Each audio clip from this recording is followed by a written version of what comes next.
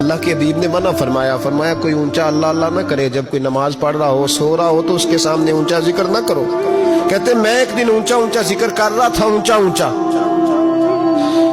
اونچا میں ذکر کر رہا تھا، کیونکہ عشق لگا سی کھیڈاں کھیڈ دی نوں تے مینوں کھیڈاں بھل گئیاں، میں کجل پایا سی یار دے ویکھنے نوں، پھر او دی یاد وچ روندے آئی ڈل گئیاں، حیدر شاہ اس گلی کدے نہ رول دی پر ہن تے رول گئیاں۔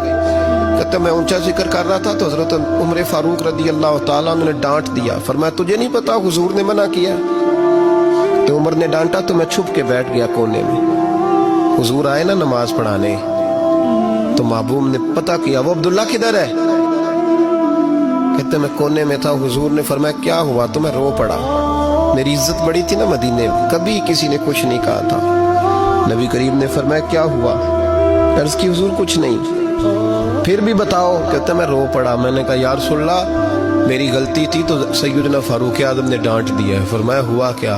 یا رسول اللہ میں اونچا ذکر کر رہا تھا، اور بات بھی ٹھیک ہے، کچھ لوگ قریب نماز پڑھ رہے تھے، حضرت عمر نے منع کیا، نبی کریم علیہ السلام نے فرمایا بلاؤ نہ ذرا عمر کو۔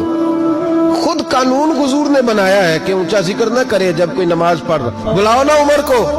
جناب عمر آئے تو حضور نے فرمایا عمر میرے عبداللہ کو کوئی نہ ڈانٹے، کسی ان پڑھ سے، کسی دیہاتی سے، کسی بھولے سے انداز دیکھے حضور کا، اسے کوئی نہ ڈانٹے۔ پھر حضور نے فرمایا تمہیں پتہ ہے یہ میرے لیے کتنی تکلیفیں برداشت کر کے آیا؟ صحابہ فرماتے ہیں یہ خوش نصیب ہے جس کی روح بھی محبوب کے ہاتھوں میں نکلی۔ اور جب جنازہ اٹھا تو حضور کی داڑھی سے ہم نے آنسوں کے قطرے ٹپکتے دیکھے۔ مدینے میں رواج تھا کہ قبر میں قریبی عزیز اتارا کرتے تھے، پر ان کا تو مدینے میں رشتہ دار ہی کوئی نہیں تھا۔ حضرت عمر فاروق اور جناب ابو بکر صدیق کہنے لگے ہم قبر میں اتارتے۔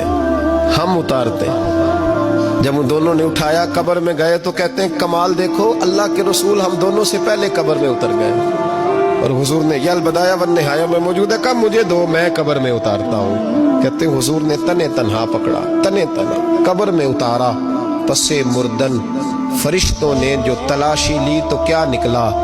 فقط ایک دل کے گوشے سے خیال مصطفیٰ نکلا۔ نبی کریم علیہ السلام نے قبر میں رکھا اور ساتھ فرمایا اے اللہ میں آج شام تک اس سے راضی تھا، تو بھی اپنے کرم سے اس سے راضی ہو جا۔